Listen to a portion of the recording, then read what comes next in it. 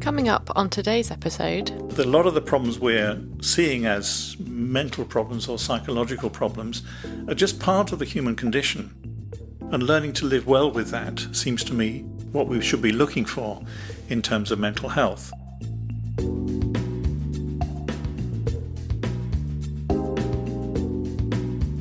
Hello and welcome to this episode of Disquieted Life with me, Emma Williams. In this podcast series, I'm drawing on my background in philosophy to explore the idea of mental health and how different writers, artists and thinkers have approached and challenged the topic. Today I'll be in conversation with the philosopher Paul Standish about mental health and the ideas of the thinker Stanley Cavell. Paul's Professor of Philosophy of Education at the Institute of Education, University College London. He's interviewed Stanley Cavell and he's written widely about Cavell's philosophy in relation to education. He's also co-written a book about the therapy of education. Paul, thank you very much for joining me today on the Disquieted Life podcast. It's a pleasure to be here. Can we start off by knowing a bit more about Cavell as a person and what led him to philosophy? He came to philosophy via other interests. At one time, it looked as though he was going to be a professional alto saxophone player. That's back in the 1940s, 30s and 40s. Gradually, he became more and more interested in problems in his own life that connected with what he saw as philosophical problems and found his way into the academic study of philosophy. So, Paul, how would you explain what philosophy, and Cavell's philosophy in particular, has to do with the idea of this podcast, which is on Disquieted Life? Yes, it's a good question, and I think your title is a good one too, Disquieted Life. Perhaps I could first say how much philosophy has got to do with disquieted life, the notion of disquiet. And I'm inclined to say that a lot of contemporary philosophy in the modern world, has actually moved away from notions of disquiet in a person's life, that kind of existential disturbance that many of us will feel at times. In becoming more professionalized, more academic in a sense, it's focused sometimes on more technical questions, ones that connect less directly or less obviously with the existential problems. Now, Stanley Cavell, although he's been, a leading philosopher in perhaps the best philosophy department in the world, is someone who's always been a slight step away from that mainstream of modern technical professionalized philosophy. I think his work does connect much more with what philosophy has been since ancient times, which is to do with questions to do with what it is to have relationships with other people, to cooperate with people in society, to be a speaker of language, what it is to use words as we do.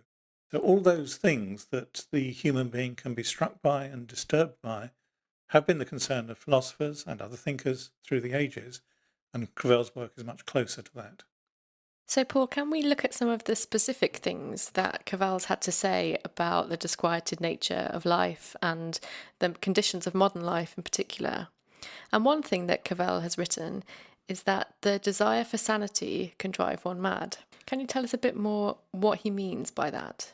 Yes, I'll try to. The quotation comes from what is regarded as his masterwork from 1979, which is called The Claim of Reason. And I think it's fair to say that that phrase you've used there has a bit of a backstory to it in his own experience. So he did a degree with majoring in music when he was quite young, and went on from that to the Juilliard Music School in New York, about the same time as Nina Simone, I believe. But when Cavell was there, he actually wasn't a very good student because he got very depressed, and he spent his afternoons, just in that first year, he spent his afternoons at the cinema, or not attending lectures, not attending classes. And it was during that time that he started to read Freud. And so Sigmund Freud became a very significant figure for how his thought was developing. And this also connected with other literature he was very much aware of. For example, the literature of the Romantic movement, the ideas that were being developed then, partly against or partly at least in tension with the faith in reason which had dominated the 18th century, the so-called Age of Enlightenment.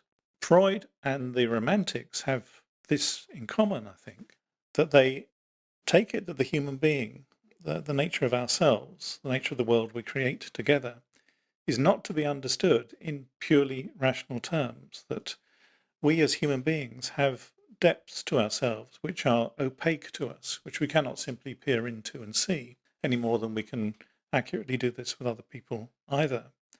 So that idea of ourselves as having darker sides, not necessarily bad sides, but sides of ourselves which we cannot fathom, cannot fully control or master, is something that the Romantics were very aware of, and that Freud developed more systematically in his theories, in his approach to his patients.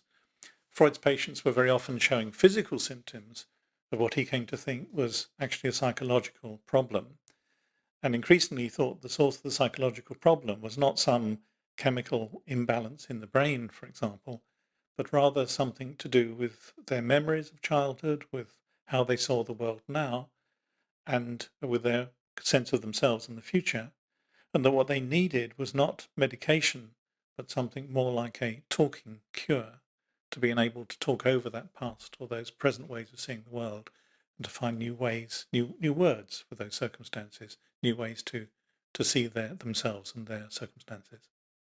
So the quotation is encouraging us to think a bit about the idea of rationality as the mark of the human and how pervasive that idea has been in philosophy and in other areas of culture, and also important for our conceptions of mental illness too, insofar as we often think mental illness is connected to a loss of rationality.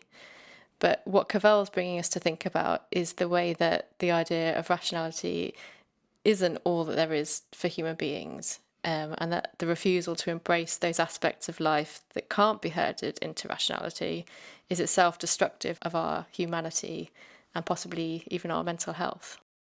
Yes, you put it very well, and this means, of course, there's a paradox to his expression that asking for sanity too much might drive you mad.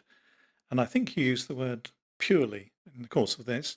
In a sense, notions of purity can be a problem, because it's not that Cavell's against sanity, it's certainly not that he's against rationality, reason, and so on. But if we become obsessed with versions of these things that are too purely conceived, then that involves the denial of these other aspects of ourselves, or the unpredictability of human circumstances and so on. And that itself can be a cause of insanity, or at least a departure from sanity in some degree. So, in many of Cavell's essays, he explores what we might call problems of living. So, he looks at individual plays, stories, films, and he explores the worries, the sort of fears, obsessions, experiences of sadness that individual characters in those plays and stories have. But when he's accounting for them, he doesn't do so in medical terms or in scientific terms, as we might do today when we talk about feelings like anxiety and depression. How does Cavell account for those experiences and those difficulties of living? First, I'd like to draw attention to what you said about his points of reference here, because it's a distinctive feature of his work that although he's well read in philosophy across its range and will refer to some philosophers in great detail, he also makes a much reference to works of literature and works of film, which precisely show this more unruly, untidy, messy aspect of human life than one that's perfectly ordered in the way that he thinks is false.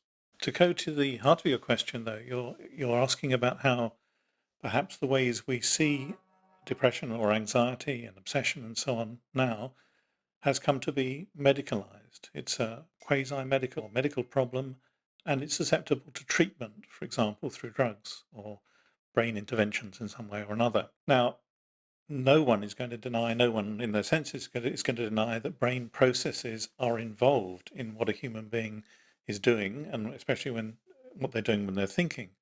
But it's quite a mistake to think that the thinking is reducible to brain processes, as though thinking is simply the product of a very elaborate organ of the body, a very elaborate machine in a sense. So some of the ideas about neuroscience today, I think, are quite ill-conceived, because they imagine that if we could tamper with the brain, the problems of human life would be overcome. What Cavell does instead is to say that to understand these problems, we need to understand them as problems that arise for human beings, as language beings, language animals, as it's sometimes said, that our lives are lives in language. The things we care about, the things we think about, the things we're motivated to do, find their place, have their nature in virtue of their being in language. So, Cavell is encouraging us to think about things like anxiety and depression, not in scientific or medical terms or as biochemical issues in our brains, but more in terms of something like language. Well, I understand your emphasis on the word and perhaps a note of surprise because I'm stressing this so much. And I think it's worth saying a little bit about the place of language in a human life. Place of language as the element within which we find meaning in the world, the way in which things are significant for us. It's common amongst people generally, and indeed amongst many philosophers and psychologists and so on, to think of language as a means of communication. Sometimes this is formulated in the following way, that one person has an idea in their mind, and then they want to communicate this idea to someone else, so they code it. The second person decodes it. If the decoding is accurate, they'll have the same idea as the first person expressed. Now, Aristotle says something almost exactly like that, and it's found in psychology and some philosophy books today. But it's actually, I think, completely wrong. Because if you take the first person in the example just given, they've got an idea in their mind. But what is that idea? What kind of idea can you have in your mind, and what form does it take in your mind? I think if you think yourselves about the thoughts that are going through your mind now, you'll find that they are almost exclusively already in language. That is the soundtrack that's running through your mind all the time when you're alive. Now, I think there are some things like, for example, a visual image that may come to mind as somewhere you remember going to and something you saw. There may be certain other sensations like, say, the smell of frying onions, which we can all perhaps momentarily capture in our minds as we try to think what that's like. But even those sensations, those thoughts, occur against a background of language. Language is already there, and it's hard to think how those thoughts could be the same if that background of language wasn't there. Where does the language come from? Well, it doesn't come from within ourselves. It's not instinctive. Instead, it's out there in the community, in the families and society, amongst those others with whom we are brought up from a very, very early age. Even before you use words, you're already surrounded by language, by people talking about you or talking to you, and baby talk sometimes.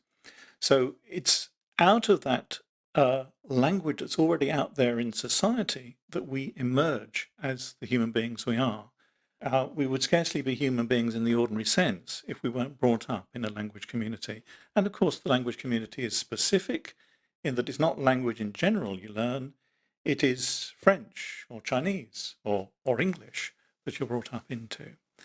So it's out of language that our thoughts develop, and our thoughts are very much continue in that medium of language, out there in those meanings we find together in the world. They're not something purely generated purely from within. So, this is quite a different idea of the mind and of thought than we might initially think goes along with conceptions of mental health. We often think when we're talking about mental health, we're talking about some internal inner state or some kind of hidden realm that we have within us, like our minds is something internal. But if you're talking about language as being something that creates your mind almost, we're sort of thinking about the mind not as something inner and hidden in that way at all. Absolutely. But does this mean that human life is just made up of words? Well, I know that's a common reaction to the point I'm making. But let's say a little bit more about how language is to be understood here, because it isn't confined to the actual production of words in speech or writing. For example, hand gestures, the raising of an eyebrow, smiling, or looking sad, beckoning someone with one's arm. The movements that are there in dance and ballet very often have significance in the way that I'm describing. And then think of the fact that we wear clothes and convey certain impressions or certain meanings through the clothes we wear. And it's not as though, as human beings, we can simply get rid of clothes. Because if we do that, if we suddenly stop wearing clothes, everybody notices we're naked. So that becomes, as it were, another move within the vocabulary of dress. So the clothes we wear, which I guess most of us think about in some way or other, some of us rather a lot, the clothes we wear can be very important ways in which we convey a message to someone else about how we see ourselves, how we're feeling, how we want to be understood. And in fact, some of the films that Cavell refers to give great prominence to clothes. I'm thinking of now Voyager for example, where Betty Davis, the main actor in the role, is sometimes presented as an elegant, stylish woman, and sometimes as someone who never goes out and is rather a depressed character, is not able to express herself in some ways. So the effects of different clothes can be enormously important aspects of how we are understood by other people. And they can be aspects of our recovery as well, if we're suffering from something, because we commonly use the word recovery in relation to illness, physical or mental, but recovery is a new covering, and clothes are a form of covering. So I don't think it's just symbolic that this suggests a recovery from illness, if one finds a different way to dress. It can also be a literal change in the way one is expressed and the way one finds oneself. Okay, but we often might hear the idea that our clothes are an expression of our personality, or that the way we're dressing can reflect how we're feeling or our mood. So, what's distinctive about Cavell's ideas and what he's saying here? Yes, that's right, isn't it? It can almost sound a bit cliche that we express ourselves through our clothes and so on. So I'm quite sure that more is at stake in Cavell's references to clothes, and also more is at stake in the idea of expression. That really is central to what I think he's concerned with. Now, I'm going to give an account of expression that's a bit like what I said about language earlier on. We had the model of one person having the thought in their mind that they coded into language, and the other person decoded it. But that thought in relation to expression is completely wrong, because that thought implies that I've got these feelings in myself, these ideas in myself, and I'm struggling to find words or clothes to express them. But in a sense, it's the other way round, that it's in the words I use, the words that become available to me, that I find something of what it is I feel or what it is I think, so that the words, sometimes the clothes, will lead the way in this. They're not an expression of something that's already there inside. It's in the actual formulation of the words you find, the phrase you find, the description of a situation, or the word that comes to you that makes you see a situation differently. It's through that you develop as a person. There's actually something very interesting about words in this respect. Animals generally, or at least the higher animals, have signs through which they communicate with one another. I don't question that. But when lions or chimpanzees communicate with one another, they make a variety of different sounds and gestures, and those gestures have various effects.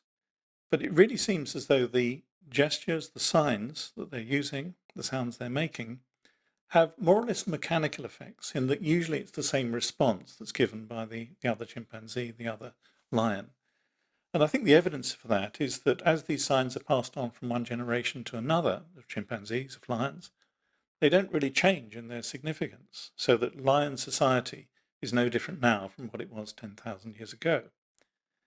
If you look at human beings and the signs they use, this is manifestly very, very different. Just look around you now and how much of the environment you're in is constructed through very complicated processes of ideas being developed, thoughts being exchanged, new possibilities coming to mind. And I want to suggest to you that the nature of human signs is that they don't have a kind of push-pull effect. They're not like reliable tools. Instead, they're like gestures that are put out there that are open to new association, new connection. So they motivate something in the world, they enable something new to develop, always with this possibility of new connections and associations beyond what the speaker or the person making the gesture intends. That looks like a problem, but I don't think it entirely is. But perhaps you want to say some more before I carry on. Well, I'm just thinking that we could connect this idea of language then to the ways that we think about mental health and ill health. Yes, I think we can. Cavell quotes the phrase from Ludwig Wittgenstein, the great 20th century philosopher, a certain picture held us captive. So that idea of a picture holding us captive would imply that there was a certain verbal formulation to describe a situation, perhaps your relationship with your friend or a relative, perhaps the way you see your school or your life more broadly. A certain picture held you captive. And because you were captive within those words, within that formulation, you couldn't see other ways of looking at the situation. We can tie this up with what I said earlier on, that in fact, words can become fixed, and then they become fixations, they become obsessions, they become things you're stuck with. But actually, the very nature of human science is that they can take on new associations and connections. And it's through those new associations and connections that we're released to new possibilities. So the openness to the new is a way of releasing us from those fixations of thought. So is this release something that's spontaneous and just happens? Or can we see connections between this release and things like therapy or even education, for example? I think there is an element of spontaneity in this as follows. That's to say that, sometimes you'll say something and it seems to you that what you've said is completely straightforward, the meaning is obvious. And then because people start to snigger around you, you realize you've said something that has a double meaning, although you didn't intend it. So it's as though words, have associations beyond what we anticipate or expect in their usage. Our language runs away from us. Could you also put a more positive spin on that? So I'm thinking, for example, of times when you might express a neurotic thought or an anxious thought to someone, but their response might bring you to see that thought in a new way and bring you to reconsider the meaning of what you're saying. Yes, I mean, that's absolutely right. And that's part of the value of our interaction with others, our conversation.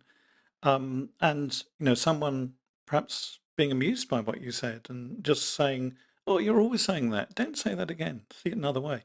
There might be all sorts of ways they could respond that would make you realize that you got stuck on this expression. You'd become a bit like a cracked record coming out with the same idea over and over again.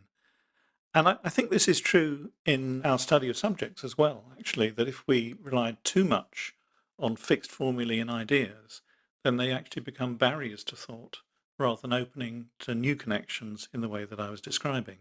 So the best kind of teaching, I think, will enable those new connections and associations rather than channeling all the learners into the getting of the answer right as they see it. And could we say that that idea of channeling is part of what's responsible for the anxieties that it's often said education itself today is causing in young people? Well, I think that's clearly right, and we have evidence for this, don't we? The incidence of mental health problems in young people clearly seems to have connections with standard achievement tests and pressure for exams and the like. I don't think it's just about the exams. What's being imparted here is a certain idea of how human beings must be. And so there's a danger that it's not just in the context of exams that the anxiety occurs, the idea you must get the right answer, but perhaps in our wider lives, our lives with our friends and relations and so on, where we have the idea that there's some point of view, some attitude that we ought to adopt. And if we don't adopt it, we're not getting it right. We're letting down our peers, our friends, or we're saying the wrong thing by our family and their expectations of us. But a lot of education should lead us to a situation where what we value is being able to find ourselves in our words. Let's put that another way. A situation where we can mean what we say. That's a phrase that Stanley Cavell likes and comes back to. How can we mean what we say? How can I avoid just saying what my friends say or what my favorite teacher says or some other person I admire? How can I find words that say what I think for myself rather than simply copying those already formulated phrases? It's not just a matter of doing your own thing with all the connotations that expression has. It's not acting on whim and in some idiosyncratic way. It's in looking, we do this through attending to what other people say in conversation and seeing how we can contribute to that conversation and find something new to say in a conversation. Because conversation, if it's just a repetition of things we've heard before, actually it goes dead. It ceases to be conversation in a real sense. It becomes a kind of parroting. But conversation at its best is where one person will say something and someone responds to it, but at a slight angle, so that it sends the thought back into the conversation with a spin on it that leads in a new direction. And that prompts a new association in the first speaker, and they have something to say again. In a good conversation, you lose yourself. You don't plan out your moves. It's not like presenting a talk in a debate or something like that. In a conversation, you don't know exactly where you're going, and you discover something new in the words that others and you use in the process. So, talking to someone is something that we often find recommended on websites that will give us tricks and tips for how to deal with mental health problems and issues that we're having. But it sounds like what you're saying about the importance of conversation here is going much deeper than that. Yes, I don't know if it's right to say it's deeper. I think it's more extensive than what you have just said.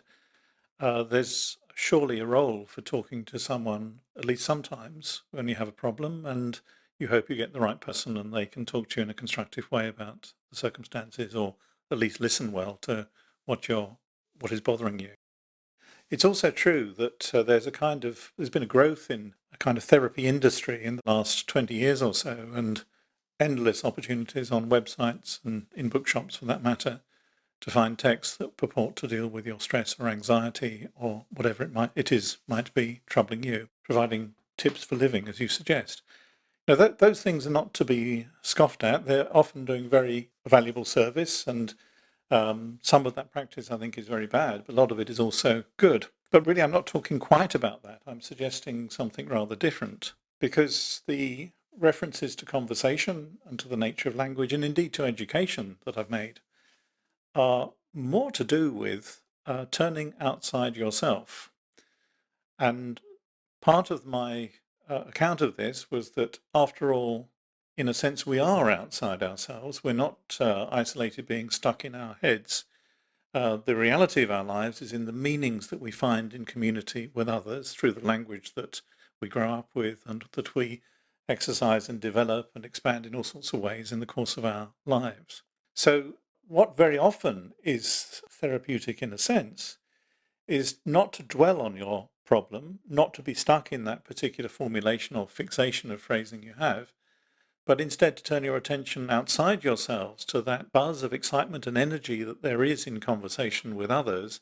And it could be about things you're studying, it could be about a film you've seen, it could be about something much more casual and everyday, the clothes you're going to buy. So all of those things that make up the fabric of our lives, as it were, should involve our turning attention from within our particular concerns to what we find out there and to the meanings that are there in the world, which we can develop and expand through the words we use. So it seems that maybe one of the problems with the tricks and tips type approaches to mental health is that they give us a false sense that we'll be able to find a cure or find a solution through employing these techniques and these practices.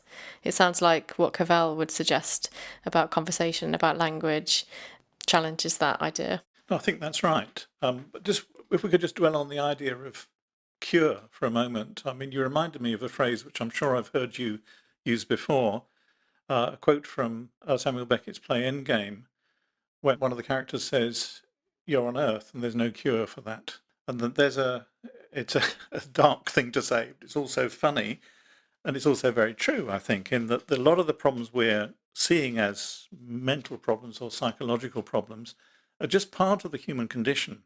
They can reach extremes, they can reach points where medical intervention of some kind is necessary. But a lot of what we're talking about is part of the human condition. And learning to live well with that seems to me what we should be looking for in terms of mental health. But does this risk sounding pessimistic? Because for Cavell, human life is inherently going to be disquieted and troubled in some way. Yes, I think it risks sounding pessimistic. It risks sounding pessimistic to someone who has a rosy view of the world, or someone who thinks life lived well is just a success story where you go from one achievement to another. But I don't think those are very realistic views of the world. And consequently, someone who is in the grip of a rosy view of the world or obsessed with the culture of achievement is actually avoiding the reality of the world. It's a life of evasion. And that seems to me an impoverished kind of existence. So to be realistic is to face up to the fact that problems will come to us one way or the other in our lives.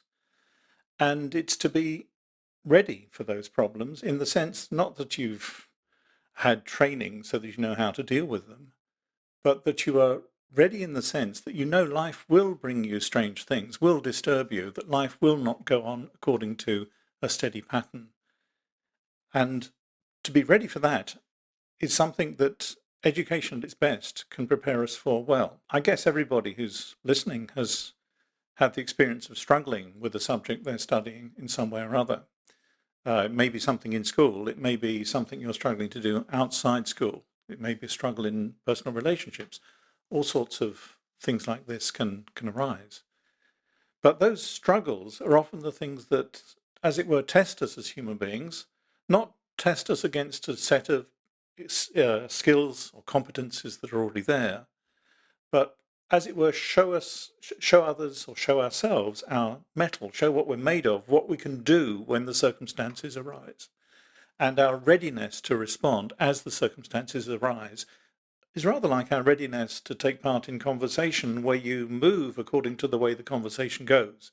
You respond to what's said to you, you listen, you take new thoughts from what you hear, and you contribute something new to what's being said. So that readiness of response and openness as to what the meaning of things might be and how sense might be made of the world, that seems to be part of what he's struggling with, as are the great philosophers whom he refers to, and great writers like Shakespeare. So we will all come across problems in our lives, and problems will also come to us. Is the idea here that we don't need to try and find solutions to them or quick fixes, but that we just accept them? Well, not just passively accept them. I think that puts the emphasis in the wrong place here. It's not either. I mean, there will be situations where you can find solutions to a problem. There's no questioning of that. But there are many aspects of life which do not really admit of solutions. Sometimes our problem is that we think that for every problem there must be a solution, often a technical solution. So when faced with these difficulties, we must recognize that for each of us, our life, your life, is uniquely your own. You won't get another one. This is the life you have. What are you going to do with it? You are faced with these particular circumstances. You now, wherever you are, whatever's going on, you're faced with these circumstances. How are you going to respond to that? And this is unique. There have been other people in similar circumstances, but this is you here now. What are you going to do? What are you going to do so that you take your life and somehow make something of it? The only life you will have, that you make something of it.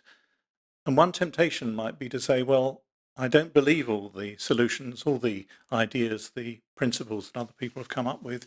I'm going to go it alone. I'm going to do it by myself. But that's wrong too, because as we said at the start, the very meanings with which you're dealing with are not things you've uniquely generated by yourself. They arise out of a community with others. That community is there already. Even moving away from the community is a gesture within community, as it were. So don't go it alone. Make sense of your life in conversation, in community with others, and being ready to go against those others when it seems right to you to do so.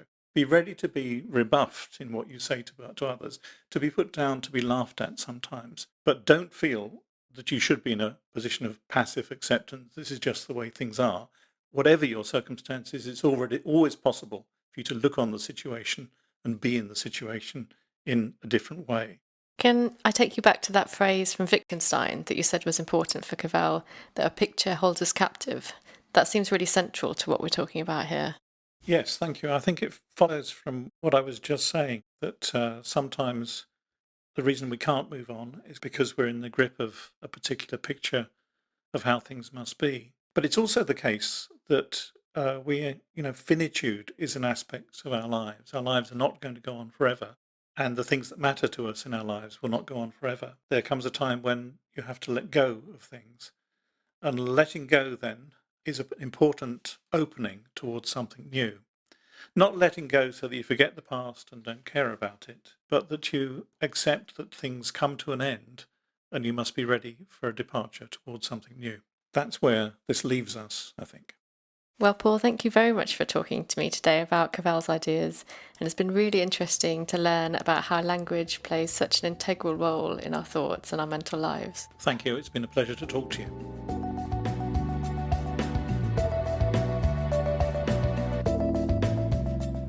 Thanks for listening to this episode. If you'd like to know more about the ideas we've discussed, please check out the show notes on the podcast website. Join us again next time for more discussion of philosophy and the disquieted life.